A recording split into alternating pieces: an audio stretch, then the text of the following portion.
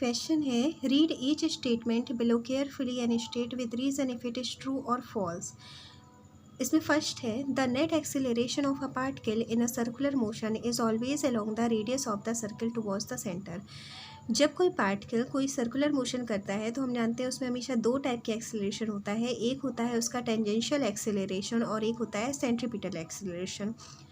तो अगर हमें इसका रिजल्टेंट निकालना है तो इनका रिजल्टेंट कहाँ से जाएगा? अगर एक वेक्टर हमारा ऐसे होता है, एक वेक्टर ऐसे होता है, तो हमने पढ़ा है कि इन दोनों का जो रिजल्टेंट होगा वो इन दोनों के मिडिल से होकर जाएगा। मतलब हमारा जो परिणामी आएगा, जो रिजल्टेंट होगा, वो सेंटर की ओर नहीं जा रहा है अगर दोनों हमारे नॉन ज़ीरो हैं तब।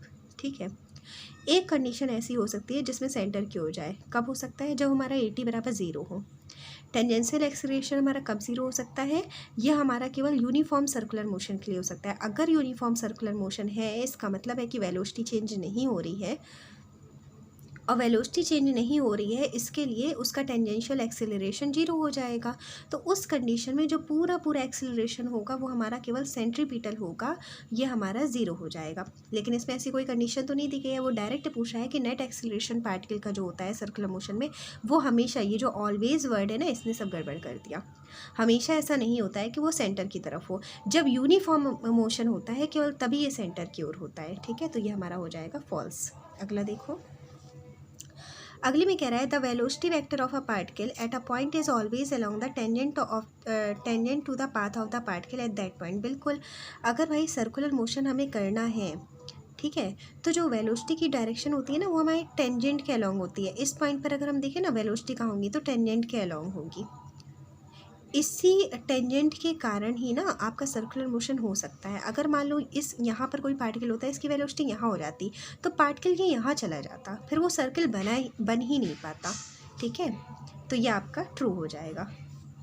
थर्ड देखो, the acceleration vector of a particle in uniform circular motion averaged over one cycle is a null vector.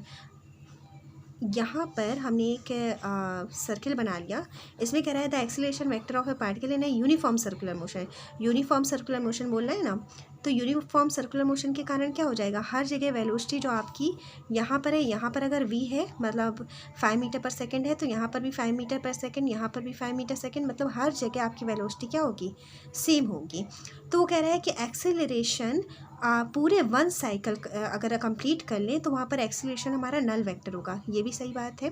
देखो यहाँ पर जब यहाँ से मान लेते हैं चलना स्टार्ट किया, ठीक है, और यहाँ पर जस्ट सपोज दैट कि v मीटर पर सेकेंड है, और जब ये घूम के आ रहा है तब भी अब वेलोसिटी तो यूनिफॉर्म है ना, तो वेलोसिटी तो इसकी चेंज नहीं होगी। यहाँ पर जब दोबारा घूम के आएगा तब भी तो इसकी वेलोसिटी v ही रहेगी ना। और जब डेल्टा v बराबर हमारा ज़ीरो हो रहा है, तो आप डेल्टा v हमारा कॉन्स्टेंट है, सॉरी ज़ीरो हो रहा है, मतलब v में चेंज नहीं हो रहा है, तो आपका एक्सेलरेशन क्या हो जाएगा, ज़ीरो हो जाएगा। एक्सेलरेशन वेक्टर हमारा नल वेक्टर होगा। ठीक है, तो ये भी आपका सही है।